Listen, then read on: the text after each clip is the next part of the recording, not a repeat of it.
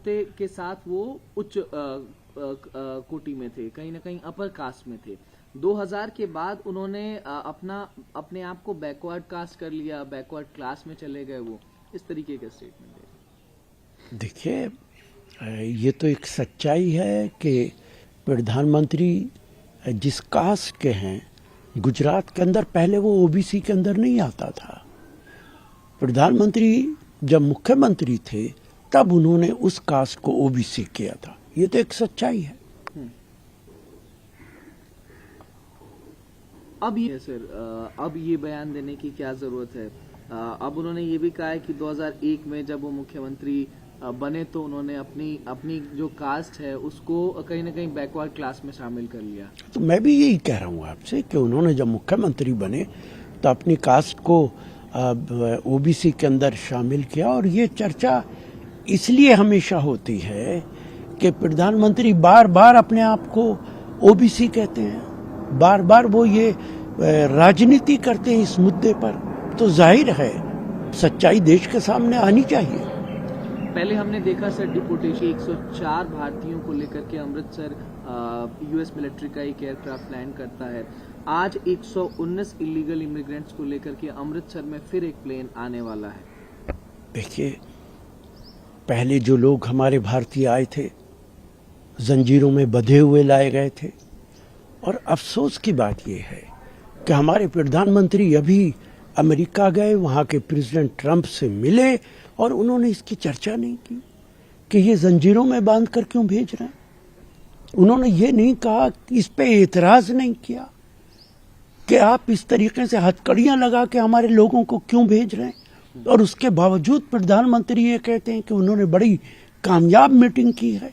हालांकि उन्होंने जो भी फैसले किए वो प्रेसिडेंट ट्रंप के दबाव में फैसले किए।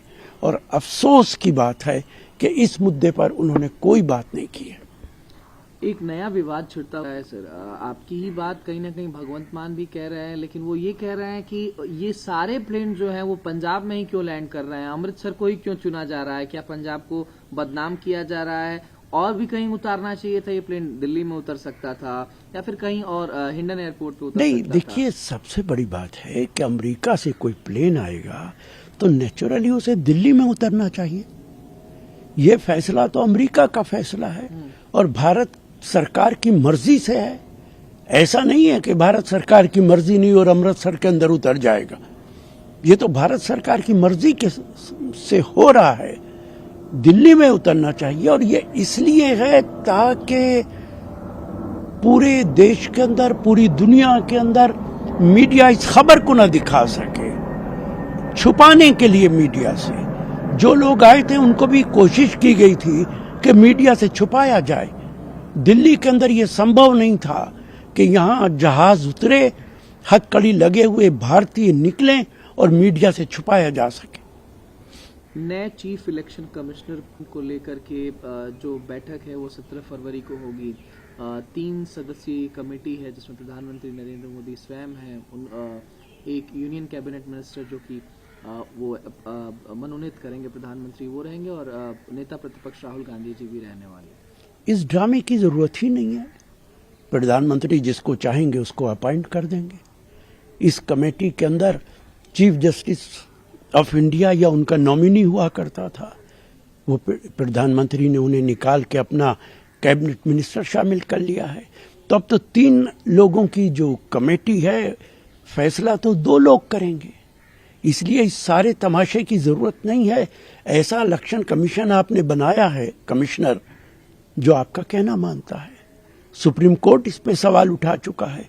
अभी भी ऐसा ही इलेक्शन कमिश्नर बनेगा जो भारतीय जनता पार्टी का कहना मानेगा, जो भारत सरकार में प्रधानमंत्री का कहना मानेगा।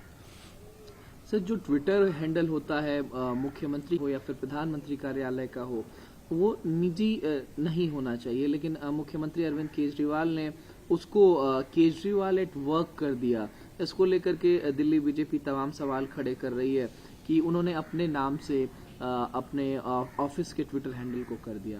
देखिए, ये कोई इतना बड़ा मुद्दा नहीं है। भारतीय जनता पार्टी तो विपक्ष के नेताओं की फिक्र में रहती है कि उन्हें कोई मुद्दा मिले और उसको उठाने की कोशिश करें। भारतीय जनता पार्टी और उसके नेता अपने गिरेबान में झांक के नहीं देखते, अपने काम को नहीं देखते। आपकी सरकार है, भारत सरकार है, बहुत प्रदेशों में सरकार है, वहां पे काम करें, जनता के काम करें, लेकिन उनकी जिम्मेदारी तब तक पूरी नहीं होती जब तक वो विपक्ष के खिलाफ सवालात न उठाएं। समाजवादी पार्टी के सांसद हैं हमारी, उनके ऊपर एक एफआईआर दर्ज की गई है। उन्होंने बयान दिया था कि जिस तरीके से लोग स्नान कर रहे हैं, 50 करोड़ लोगों ने महाकुंभ में स्नान कर लिया है, ऐसा लगता है कि स्वर्ग पूरा भर जाएगा। देखिए, इस तरीके के बयानात नहीं देने चाहिए। किसी भी धर्म के मामले में अगर कोई किसी तरीके की टिप्पणी करता है तो वो बिल्कुल उचित नहीं है, और ख़ास तौर से राजनीतिज्ञों को, जो पार्लियामेंट के मेंबर्स हैं, असेंबली के मेंबर्स हैं, उनको उचित नहीं लगता है कि वो इस तरीके की टीपा टिप्पणी करें। हमें हर धर्म की इज्जत करनी चाहिए, हर आस्था की इज्जत करनी चाहिए। मैं इससे बिल्कुल सहमत नहीं। असदुद्दीन ओवैसी कि अगर वक्फ अमेंडमेंट जो है वो एक कानून बन जाता है तो नीतीश जी को और चंद्रबाबू नायडू को, साथ में चिराग पासवान जी को धोखा देने के लिए जो मुसलमान हैं वो कभी माफ नहीं करेंगे। देखिए, भारतीय जनता पार्टी का चरित्र तो हम सब जानते हैं कि वो जब से पिछले 10-11 सालों से सरकार में आए हैं, मोदी साहब प्रधानमंत्री बने हैं, वो मुसलमानों के खिलाफ लगातार काम कर रहे हैं। कभी वो 3 तलाक लेकर आते हैं, कभी यूनिफॉर्म सिविल कोड जबरदस्ती थोपने की कोशिश करते हैं। अब वक्फ जिस प्रॉपर्टी पर सरकार का कुछ लेना देना नहीं है, जो प्रॉपर्टी सिर्फ मुसलमानों की प्रॉपर्टी है, उसको भी ये सरकार छीनना चाहती है। और अगर ऐसा कोई कानून बनता है तो जाहिर है चंद्रबाबू नायडू और नीतीश कुमार के साथ मिलकर बनेगा। इस कानून को अगर कोई रोक सकता है तो वो सिर्फ चंद्रबाबू नायडू और नीतीश कुमार रोक सकते हैं। 6 फ्लैग मतलब शीश महल में रिनोवेशन के मामले में दिल्ली के मुख्यमंत्री अरविंद केजरीवाल के सेंट्रल विजिलेंस कमीशन ने जो प्रूव है वो ऑर्डर कर दी है स्टार्ट करने के लिए। सीपीडब्ल्यूडी ने अपनी एक जो है डिटेल्ड रिपोर्ट सौंपी थी उसके। देखिए अब तो इलेक्शन हो चुका है, ये कोई इतना बड़ा मुद्दा नहीं था जिसे भारतीय जनता पार्टी ने बड़ा मुद्दा बनाया। प्रधानमंत्री पार्लियामेंट की नई बिल्डिंग बगैर किसी जरूरत के उन्होंने बनवाई। प्रधानमंत्री का नया आवास बन रहा है, वाइस प्रेसिडेंट का नया आवास बना है। क्या ये जरूरी थे? ये भी तो देश के पैसे से बने हैं। दूसरों पर हमला करने से पहले भारतीय जनता पार्टी को अपने गिरेबान में झांकना चाहिए। और राष्ट्रीय सेवक संघ का जो 11 मंजिल इमारत बनी है, क्या वो पैसा पेड़ के झाड़ने से वो पैसा आया है? बीजेपी की जो इमारत बनी है वो पैसा कहां से आया है? अथाह पैसे से आरएसएस और बीजेपी की 7 स्टार से भी ज्यादा खूबसूरत इमारतें बनी हैं। उस पे भारतीय जनता पार्टी क्या जवाब देगी? आरएसएस क्या जवाब देगा? बहुत शुक्रिया सर।